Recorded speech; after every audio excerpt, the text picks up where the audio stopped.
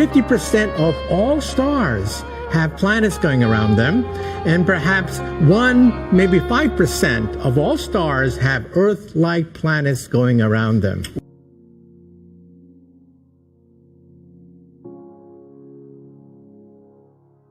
$1,030 are confirmed planets. Hundreds of individuals, many serving in our government, serving in our military, including with top security clearances, prepared to go before Congress and testify to the kinds of evidence you'll hear this week, which confirms what Edgar Mitchell said. We are not alone in the universe. We are being engaged now. The government, for national security reasons, withheld that from us during the Cold War, but the Cold War is over, and now it's time to move forward. NASA just announced the discovery of 500 new planets. They're all orbiting other stars, not our sun, but one of them shares some similarities with Earth. With the numerous discoveries made in the last couple of months, the possibility of life elsewhere in the cosmos is something being considered not only by space agencies around the world but by numerous governments as well. Not long ago, astronomers gathered in front of Congress, U.S., and discussed extraterrestrial life, citing the sheer size of the universe. Astronomers emphasized that there are trillions of stars out there in the cosmos, and it is very likely that 1 out of 5 stars harbors an Earth-like planet for life to exist as we know it. But that doesn't mean that life elsewhere needs the same conditions as life on Earth needs in order to survive. Maybe somewhere out there life needs magma and nitrogen to survive. Well, the holy grail of planetary science is to find an Earth-like twin in outer space. So when you look at the night sky, you will wonder, is anyone looking back at us? And this new planet, Kepler 438b, it's a game changer. The number of habitable worlds in our galaxy is certainly in the tens of billions, minimum, and we haven't even talked about the moons, and the number of galaxies we can see, other than our own, is about 100 billion. Seth Shostak, senior astronomer at California's SETI Institute. Our galaxy that you see every night has over 100 billion stars, and we think that about 1 billion of them have Earth-like planets going around them. So how did we find this? How in this plethora of stars in the solar system did we find that one that could be like Earth? Well, stars are very easy to see, but they get eclipsed by the planet which moves in front of the mother star. And so our telescopes are so sensitive, we can see the dimming, the slight dimming of starlight as the planet goes across the face of the sun, and that's how we do it. Is NASA preparing the world for alien contact? It is very interesting to learn that NASA decided to team up with the Library of Congress and gather scientists, historians, philosophers and theologians from all around the world to discuss how to prepare mankind for contact with beings not from Earth. The idea that life exists elsewhere in the universe could be both exciting and dangerous for society. Imagine waking up one day, turning on the news and hearing that NASA has just found irrefutable proof of aliens on another planet and that they have already made contact. What would that mean for you, your family, your community, city, country, and the entire planet? How much would things change? Let's not forget the latest news about potential alien life from NASA, as you are reading through this article. Criteria: similar to the same size as Earth, rotates around a sun like our star, our sun, and located in a habitable zone. Let's talk about the habitable zone. It's the Goldilocks zone, as you call it. You know the old story. This is just right. You get too close to the star and it gets too hot, too far away and it's too cold for life. 1 in 5 stars has an Earth-sized planet in a habitable zone, all right? Now, astronomers from SETI are looking for confirmation about alien life near the star where NASA spotted giant, alien-like, megastructures. Tabitha Boyajian, a postdoc at Yale, told The Atlantic, "We'd never seen anything like this star. It was really weird. We thought it might be bad data or movement on the spacecraft. But everything checked out, according to Jason Wright, an astronomer at the Pennsylvania State University. These structures, or better said megastructures, could be the product of a highly advanced alien civilization.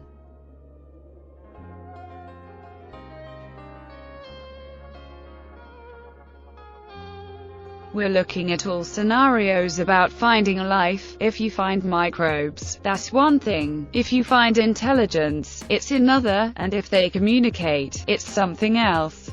And depending on what they say, it's something else. The idea is not to wait until we make a discovery, but to try and prepare the public for what the implications might be when such a discovery is made. I think the reason that NASA is backing this is because of all the recent activity in the discovery of exoplanets and the advances in astrobiology in general. People just consider it much more likely now that we're going to find something, probably microbes first and maybe intelligence later. The driving force behind this is from a scientific point of view that it seems much more likely now that we're going to find life at some point in the future. Astronomer, symposium organizer and former chief NASA historian, Stephen J. Dick. Source: we found it particularly interesting the commentary of Brother Guy Consolmagno, president of the Vatican Observatory Foundation, who stated, "I believe alien life exists, but I have no evidence. I would be really excited and it would make my understanding of my religion deeper and richer in ways that I can't even predict yet, which is why it would be so exciting."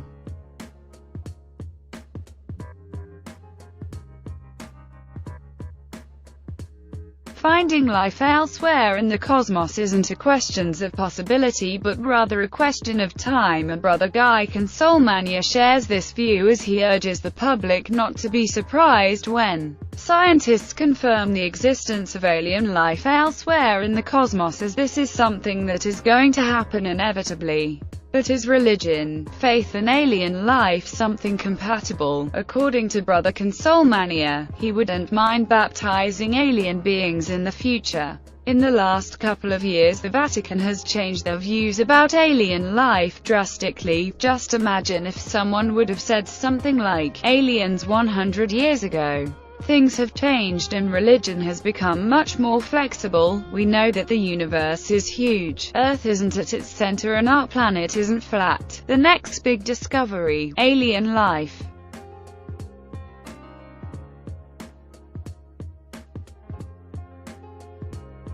But it seems that a lot of people from around the world, astronauts and government officials, already know that life exists elsewhere in the universe, and it isn't a surprise. For example, yes, there have been crashed craft and bodies recovered. We are not alone in the universe. They have been coming here for a long time.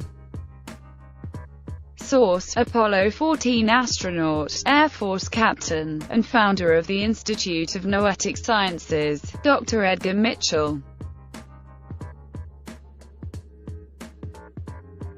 Dr. Edgar Mitchell isn't the only one to talk about alien life, as there are a lot of other people who share Mitchell's point of view. In my opinion, I think they were worried that it would panic the public, so they started telling lies about it, and then I think they had to tell another lie to cover their first lie. Now they don't know how to get out of it. Now it's going to be so embarrassing to admit that all these administrations have told so many untruths. It would be embarrassing getting out of it. There are a number of extraterrestrial vehicles out there cruising around. Source: Gordon Cooper, former NASA astronaut, aeronautical engineer and test pilot. Cooper and Mitchell aren't the only NASA astronauts to talk about extraterrestrial life, as Dr. Brian O'Leary also opened up about alien life in the universe, stating the following: "There is abundant evidence that we're being contacted, that civilizations have been visiting us for a very long time,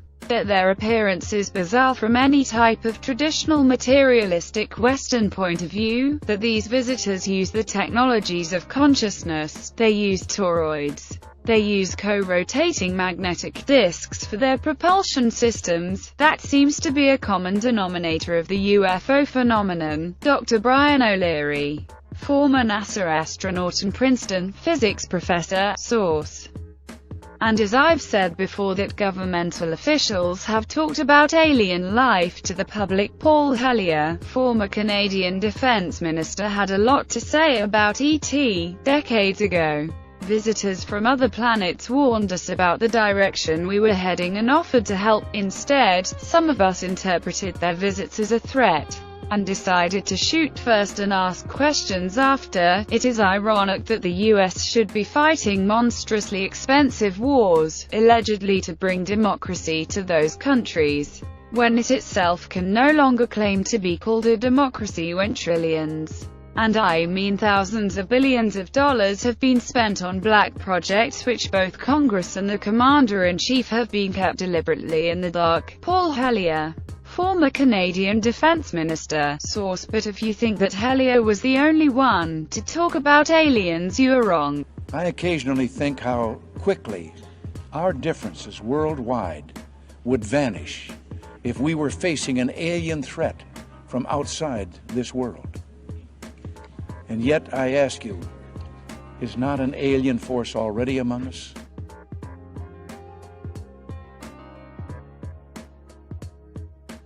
Roscoe Helenkoeta, the former head of the Central Intelligence Agency, said the following: behind the scenes, high-ranking Air Force officers are soberly concerned about UFOs, but through official secrecy and ridicule, many citizens are led to believe the unknown flying objects are nonsense. Former head of CIA, Roscoe Helenkoeta, 1960. We could continue and state many more statements from highly ranked officials, but that list would be extremely extensive. As you can see, the world as we know it is being prepared step by step for the truth. Our society has changed drastically in the last 10 to 20 years, and we have come to the point where alien life and UFOs have become something ordinary in all corners of the world, and it is only a matter of time when NASA and other agencies will release information about alien life.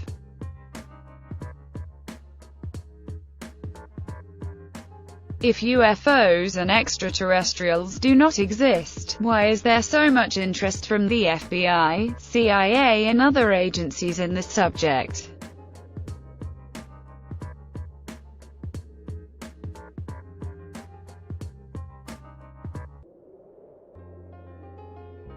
If you extrapolate on the planets they discovered, there are 1 trillion planets in the galaxy. That's a lot of places for life, Shostak said, as quoted by ABC. We know that the majority of stars have planets, but what fraction of stars has planets that are more like the Earth? It might be 1 in 5. The chances of finding it, I think, are good, and if that happens, it will happen in the next 20 years, depending on the financing, he added in written testimony. According to BuzzFeed. Source. Let's say that UFOs and aliens are just a modern-day forgery, and that the hundreds of thousands of images around the world are nothing more than elaborated hoaxes. The question that we need to ask is, why is there then so much interest from governmental agencies regarding the subject? Why create Project Blue Book if there is no such things as aliens and UFOs? Why bother investigating in the first place?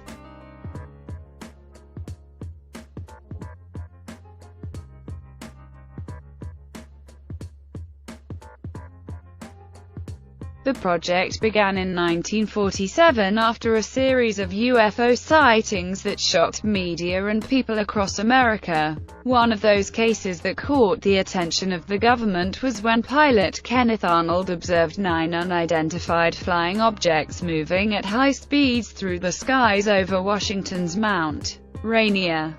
A scenario that has not been explained, and people today still wonder what happened. Project Blue Book investigated 12,618 UFO sightings over a period of 2 decades. Huge amounts of data were collected, researched and analyzed, and even though we can get access to the data, some ufologists believe that the truth has been hidden even though secret documentation has been declassified. As a result, from 1947 to 1969, a total of 12 618 sightings were reported to Project Blue Book, where 90% of those sightings were attributed to explainable phenomena, caused by known astronomical phenomena, atmospheric or artificial, man-made phenomenon. But out of the 12,618 sightings, 701 remain unidentified, meaning that there was insufficient information to assign or attribute the event to a known cause.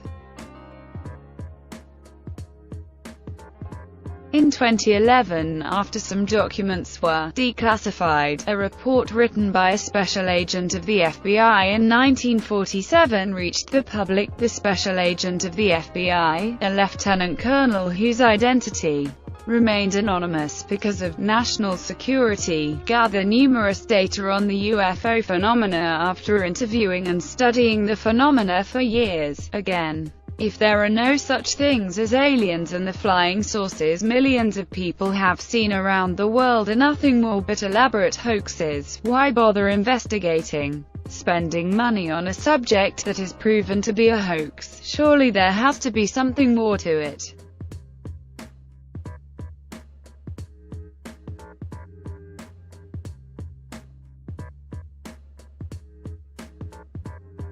Before being killed, John F. Kennedy demanded from the CIA and NASA intel on UFOs. Declassified documents have generated suspicions about the motives that led to the assassination of President John F.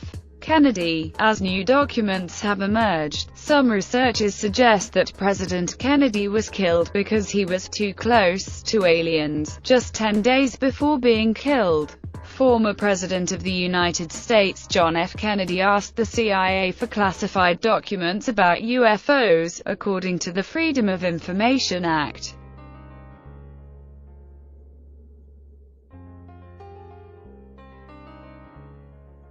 We are talking about two letters written by the former President of the United States. One of the letters was sent to the director of the CIA while the other one was sent to NASA. In the letters, former President John F. Kennedy asked for the establishment of a space cooperation with the Soviet Union. These letters surfaced thanks to the work of writer William Lester, as he was gathering information for a book about the life of John F. Kennedy. One of his concerns was that a lot of these UFOs were being seen over the Soviet Union, and he was very concerned that the Soviets might misinterpret these UFOs as U.S. aggression, believing that it was some of our technology. Mr. Lester told AL News, "I think this is one of the reasons why he wanted to get his hands on this information and get it away from the jurisdiction of NASA so he could say to the Soviets, look, that's not us. We're not doing it, we're not being provocative."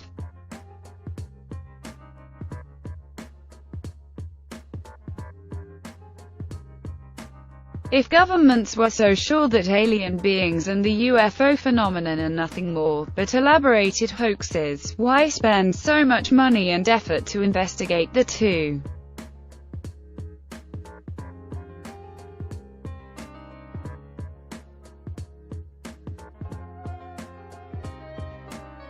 It is interesting to know that government agencies such as the FBI and CIA have had great interests in the UFO phenomena. You would think that if there is a threat to national security posed by a UFO per second, the president would be among the first, if not the first, to become aware of it. Many people have speculated that governments around the world have had contact with beings not from Earth for a long time. Every once in a while, a new declassified document pops up on the internet and all the dots that seemed pointless from several classified documents seem to connect in the end. The more documents are declassified, the more questions are being raised.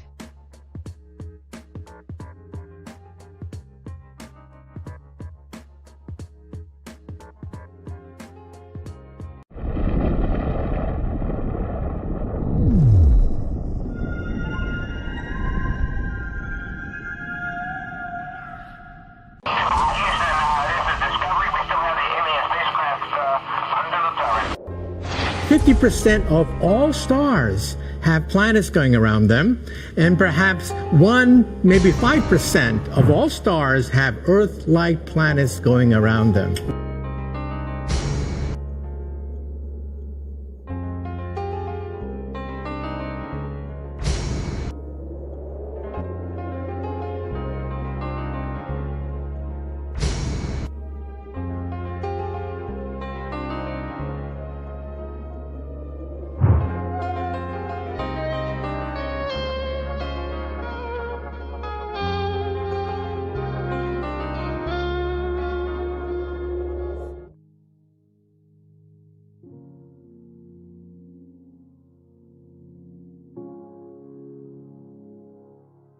1,030 are confirmed planets. Hundreds of individuals, many serving in our government, serving in our military, including with top security clearances, prepared to go before Congress and testify to the kinds of evidence you'll hear this week, which confirm